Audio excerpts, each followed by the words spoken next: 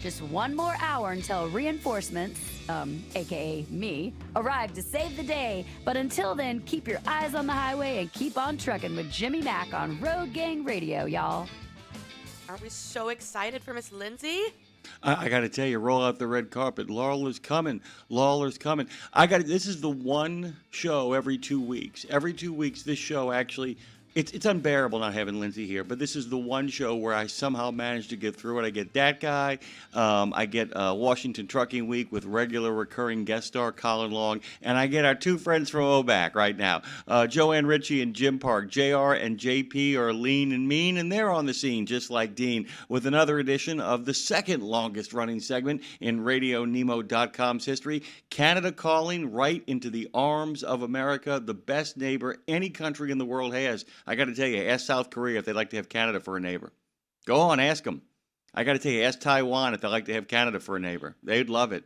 Ask Ukraine if it'd like to have Canada right now as a big landmass right next to them. They would say yes. The best neighbors in the world are here. Jim and Joanne, good morning to you both. Hey, good morning, y'all. Good morning. Good morning. Good morning to you. Park's got the little American y'all in there. I really Sure. I really appreciate that, too, especially down here in the South at the Degas House. Oh, hey, yeah. Hey, Joanne, I got one for you. Not a joke, but I got a day for you. Today is Eat an Extra Dessert Day. It's Eat an Extra Dessert Day, which Americans call breakfast. I just want to kind of point that out. Just point that out really quickly. Because, what is it? Americans begin the morning with a big piece of sweet, and they end the evening with a big piece of sweet. And in between, they cram a lot of other sweets in there in regards to their coffee. We got lots to talk about this morning, so we will launch with Jimbo. He's got a story, interesting editorial on traffic congestion in Toronto. Do you not, Jim? Yeah, I do. This one, this is kind of amusing, and it just sort of gives you some insight into, how the politics of congestion play out and what matters to what different groups of the equation. Everybody's, of course, suffering with congestion. You can't move anywhere in this southern Ontario anymore, it seems. Even small towns like mine, St. Catharines, are jammed. It's just too many cars, not enough roads. How are we going to fix this? Everybody's moaning and groaning about it.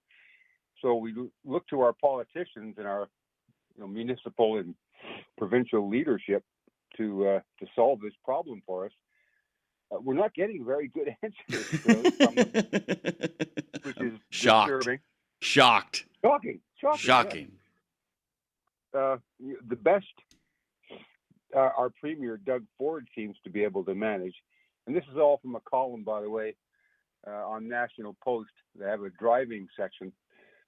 These notes were all written out by a woman named Lorraine Sommerfeld. She's a contributor to this column and has done for years. Pretty insightful.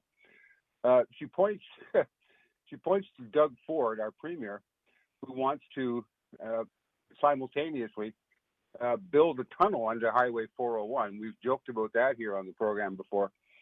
That's a $19 billion project. They've got some estimates on the table, so somebody's actually working on this. Whether it ever comes to pass or not remains to be seen, but that doesn't seem like a very likely option. He wants to tear up all the bike lanes around the city in order to free up more, lane real estate for cars and trucks, which has got the cyclists and the pedestrians and the green folk pretty wound up. So that's probably not going to go anywhere. Probably won't have that much of an impact at the end of the day anyway. There's no talk, interestingly, about removing car parking from major arteries, which is a significant barrier to traffic. So you got to wonder the thinking there. Take the bike lanes away, but leave the car parking on the major streets. The other one that is interesting is the battle over the toll roads. We have a toll road here. It runs north of the city. We call it the 407 ETR. It's basically a ghost land. You can swing a cat in the middle of that highway. And meanwhile, 20 or so kilometers south of that, where the 401, Highway 401, is gridlocked, is bumper to bumper, all the way across the city almost all day long. And that's how resistant people are to paying the tolls. They'll sit in traffic for hours rather than pay the $30 or $40 it is to cross the toll road across the top of the city. Now, it's crazy expensive, but last summer, or earlier this summer, I should say, the premier decided to remove the tolls on one section of that highway, proving the point within about, I think it said 10 weeks, that section of the highway, now free of tolls, was no longer free of cars. And it too was gridlocked, just like the 401. So if you open up a road and don't charge people to drive on it, guess what happens? Everybody and their brother drives on it. So Premier Ford's solution to that is to build more lanes. So there's more, road real estate for cars to use, which is silly. And this new highway he's proposing above the city, even north of the 407, has folks pretty wound up for a lot of good reasons, I think. But what's going to happen there, according to Sommerfeld, is people will drive on that highway, and it too will become gridlocked in a matter of time. So the solution is not necessarily building more roads, because if you build more roads, more people will drive on them. It's coming up with more creative ways of moving people around and reducing the amount of traffic that's on the road. And Ford has one more brilliant idea that's bound to go over well with everybody, and he's basically demanding that all the provincial government workers, all the provincial civil service, I think it's the end of this year, has to report back for work in the office. Ever since the pandemic, most of them have been working from home. So now we're going to have that congestion to contend with when all the provincial employees suddenly now have to start commuting back and forth to work. So no solutions here, just some wry observations. But it looks like we're not going to get the answers we're hoping for from our leaders, unfortunately. Yeah, and by the way, Jim, I want to point out to people that you just made a really good insight, is the fact that adding lanes never solves the problems. It can sometimes look, if you have construction and that's slowing down traffic, when the lanes are restored or repaired, that can often free stuff up. But adding lanes just puts more cars out there. It was Robert Moses in New York who knew exactly what he was doing. He wanted, in one of the, and still one of the most controversial things of all time, he basically wanted to kind of drain Brooklyn and the Bronx and fill up Queens. And so, he built those highways out there and just simply said, just add lanes. And rather than actually cutting down on congestion, it created more congestion because it created the illusion it would be faster to get out there. At the end of the day, you hit the nail on the head. It's about figuring out ways to discourage people from driving. And there's a lot of people who talk about my freedom, whether it's in Canada or Mexico or the United States. But, I know a lot of truckers who believe in freedom who would like a whole lot less commuters on the road, figuring out some way to kind of get there. And that's why people get so angry when you have these projects where they're building like a park walk. You're like, I don't mind if you build like light rail. That gets people off my road. But money should go there. The programs really. And from what this editorial kind of alludes to, is that the money should be really spent on discouraging people from driving. I know that sounds crazy and counterproductive. I don't mean like being punitive, but giving them alternatives to get to work and to get where they have to go, and not putting people back to work when they can work from home just as easily, right? Well, that's the key, is giving them the alternative way of moving around. And the public transit in Ontario is not good. Generally, and around the Toronto area, particularly, it's ground surface transport. It's buses for the most part. There are subways and what have you, but limited routes and limited places you can go on the subways. So it's not a good alternative for most people. Folks who live outside of the downtown core still have to take some form of transit to get to downtown. And the GO trains, as we call them, the commuter trains are packed. They're running at capacity, and nobody's got any money to put more trains out or build, more lines, because we've got basically no real estate to put the additional tracks on. So it's a puzzlement, as they say. A puzzlement.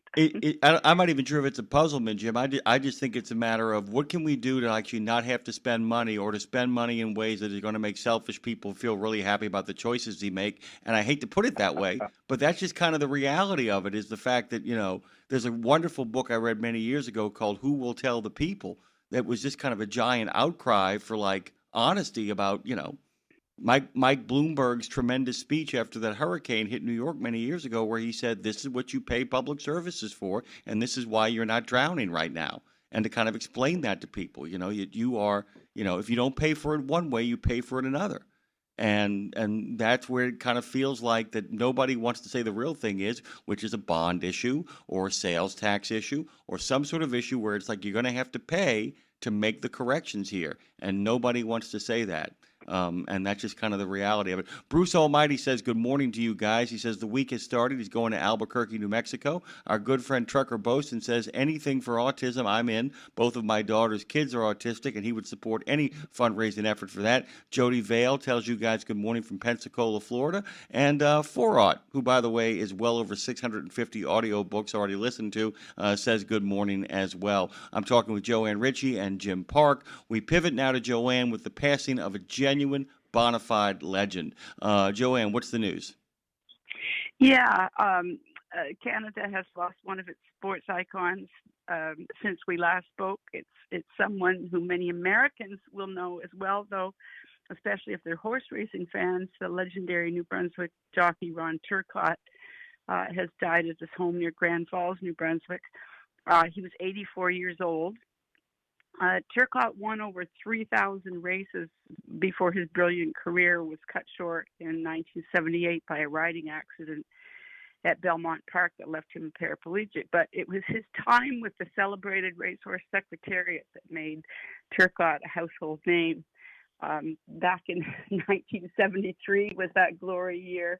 Secretariat was a coppery 3-year-old colt nicknamed Big Red.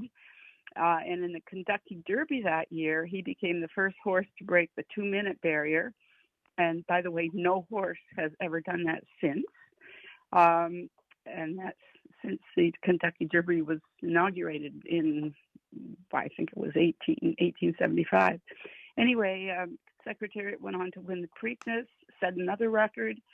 And then they topped that all off at the Belmont Stakes, where he set a world record that blew away the competition when he won by an amazing 31 lengths. It was a margin so large that all the other horses can barely be seen if you see TV footage. He looks back. Time. He looks back. He I don't know if you know this. He looks back because, and I don't know if Madison knows the story about the Triple Crown with Secretariat. They did the autopsy when Secretariat passed at well over 25 years of age. They did the autopsy and found out that Secretariat's heart was 2.5 times the size of a normal horse's.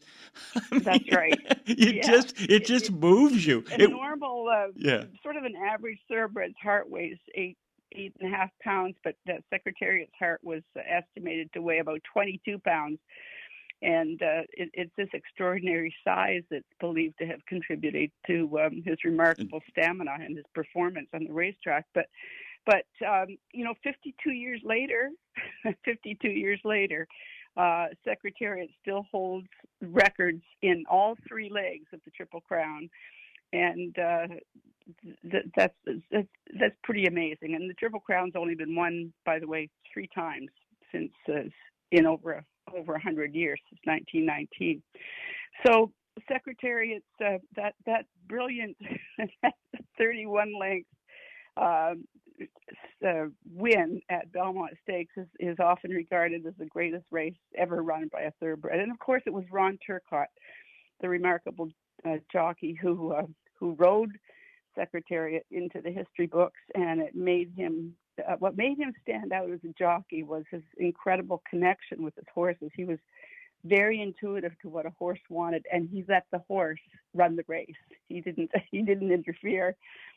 He's got many accolades as a jockey, including this beautiful bronze statue in Grand Falls, New Brunswick. If you ever get down that way, it captures that moment when he and Secretariat crossed the finish line at Belmont Stakes, and it's in the middle of the street actually, so it looks like the cars are racing by it.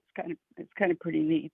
Yeah. So Turcotte won all kinds of riding titles in both Canada and the U.S. He was inducted into 6 different halls of fame, and he also received the Order of Canada. That's one of our country's highest orders.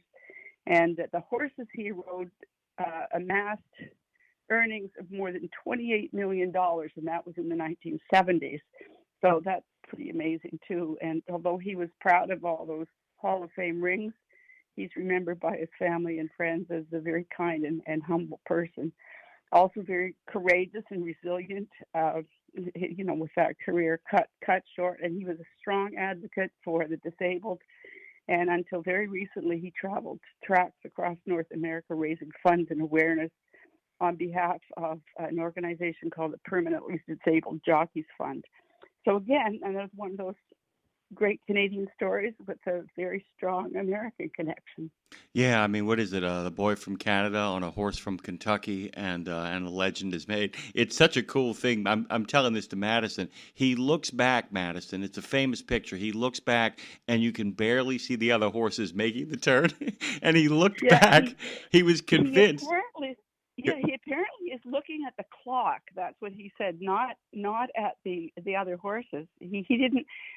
When he was on the racetrack, he said he was racing against the clock. He wasn't racing against the other horses. But it's a very iconic moment. And actually, some jockeys now look back just as a sort of a thing. It's a thing. But it was pretty amazing. So yeah, it's a crazy sequence that gets him there too, because he talks about it and he said things got really quiet, and for one moment he actually got frightened that something terrible had happened behind him, that he thought there'd been a spill up. And then he realizes, oh no, something has happened, and it's Secretariat and me. That's what's happening. And then you're right. He looks back to check the clock, because at that point he's like, what is my time? And people forget the horse that finished second, which many people don't know its name except because of the movie, was one of the greatest horses of all time that just happened to run into Secretariat. I mean, it's crazy. Yeah, it was pretty cool that he, the way he approached the whole business of riding the horse. He loved him. So he loved him. Anyway, pretty cool guy, but very, very humble and very committed to the work he did with his disabled community after as a very young man, his career was ended. It's also proof, too, by the way, his life is proof that being paraplegic, being in the chair, if in fact there are people that love you and if you're taken care of, you can live a very long life, that it is not a condemnation of an early death, if in fact, and that's one of the things that he really spoke for, to make sure that the people who were confined to those chairs had rich, vibrant outdoor lives, and the ability to actually go places, the going and the doing. He was a real big believer, kept him alive for so long. He should never have lived that long, except a lot of people loved him, and it's a great reminder. Sorry, I love that story. We got to get over to Jim now, because he's got an explainer on Jackknife crashes. We go from the sublime to the concerning. Jim, take us through a little bit of this. This story was something I did for Truck News a couple of weeks ago. They've got a couple of stories now on a sort of a safety-related theme. Talked about rollovers, how to avoid rollovers last time we were together here on Canada Calling. So this time it's jackknifing, and you still see a lot of jackknife crashes on the highways everywhere you go.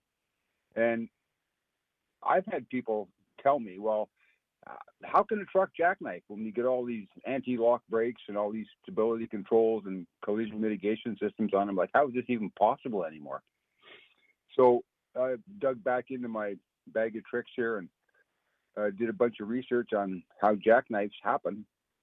And the clue to why a jackknife happens, of course, is somebody has to hit the brakes hard, doesn't leave themselves enough room or whatever the situation is, but a hard braking event occurs, and the driver keeps his foot on the brake, of course, and the wheels lock up, which contrary to what most people would think with all the new electronic controls. That shouldn't happen, but guess what? It does. There's lots of reasons for it. But the dynamics of a jackknife basically is a locked wheel, a skidding wheel, will lead the way in a crash. So if your drive axles lock up, if you lock up the drive axles on the tractor, they will just become like skates, roller skates, that is. And the trailer literally will push the tractor out of the way. And because the drive wheels are skidding, they have no traction.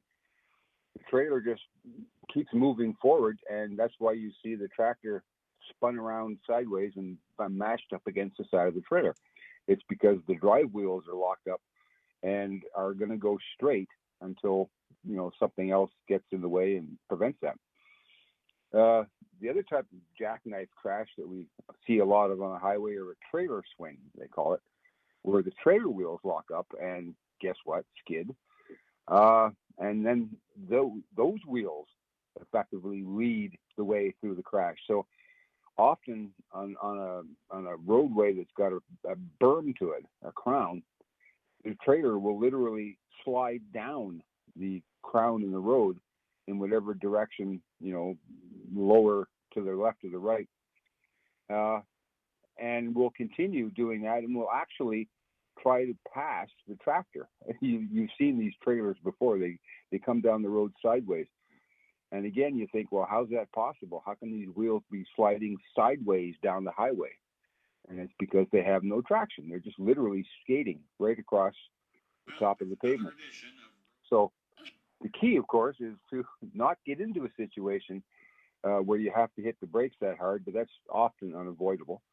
The other thing drivers should be aware of is try to avoid locking up the wheels. In other words, even if you've got ABS, and even if you've got all the electronic stuff on the trailer and tractor to prevent this, if it's still happening, it's probably a brake maintenance issue. Your brake systems aren't responding the way they're designed to.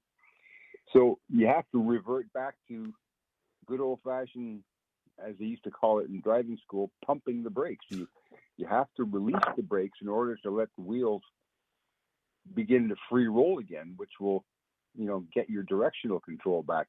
You can't just keep your foot on the brake, like hammer it down and hold it there. Of course, a lot of drivers aren't trained on how to do that anymore because, hey, we didn't have to do that for the last 25 years thanks to ABS. So we've lost a whole skill set. And I think, newer drivers, younger drivers, folks who haven't had experience of driving without ABS probably don't know even how to do that. Jim, I have to tell you, on just a personal note, as a person who actually drove a stick, without ABS systems, the first time an ABS system kicked in on me, it scared the living hell out of me. I mean, I thought something had gone terribly wrong when the thump, thump, thump, thump, thump, thump, thump, thump. I was like, oh my God. But you're right though. We have a whole generation of people who don't know anything different, do they? And it's funny because if you drive with Claire, with my wife, or with Dave Nemo, even when they have ABS systems, they both, they're both stick shift drivers. They both pump the brakes. They just do it instinctively, and it's really interesting. Yeah. Even when they're in automatics, they pump the brakes. With ABS, they just do it, and it's not a bad habit to get into. You shouldn't, when you have ABS, you should do what you got to do with it. But it's not a bad thing to, they should have just a whole trucking course called In Case, shouldn't they? I mean, yeah, I'm ready to write that one. I mean, I think it would be great. I mean, I think you could take these articles that you've created, Jim, and actually write an entire course and do an entire webinar called In Case. These are things that will probably never happen, but if they do, here's what you should do. You should do it. That's a good idea. So, I'm on it. You can roll with that. We got about a minute or two left here. I do want Joanne to talk about the best fleets to drive for. We like these people, by the way. We like our friends at Best Fleets to Drive For. But go on. Yeah, this is the 2026 Best Fleets to Drive For program is now accepting nominations. This is an annual survey and contest that identifies the for hire carriers that provide the best workplace experience for drivers. It's a bit different in that the fleets have to be nominated by a company driver or an owner-operator working for them. So this is coming from the drivers themselves, and the fleets are evaluated on a broad range of areas, things like driver compensation and benefits and professional development and driver community support, that kind of thing. So the contest is open to all for-hire fleets with 10 or more tractor-trailers operating in both Canada and the U.S., and we have many Canadian fleets on those lists as well. So nominations are accepted until the 31st of October, so if you think your fleet has what it takes, why not give it a shot? You can go to the Best Fleets to Drive For website to get all the information you need to nominate your carrier. Full disclosure, we love those folks. Those folks are the best. And by the way, you may every once in a while hear a commercial as that campaign begins to ramp up. I can't believe it, guys. That was fast. Joanne, thank you so much for that wonderful tribute to Turcotte.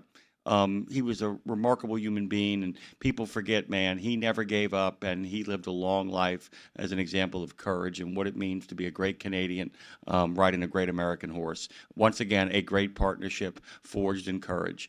Thank you both so much. It's great to have you back, and we'll talk with you about 2 weeks from now, okay?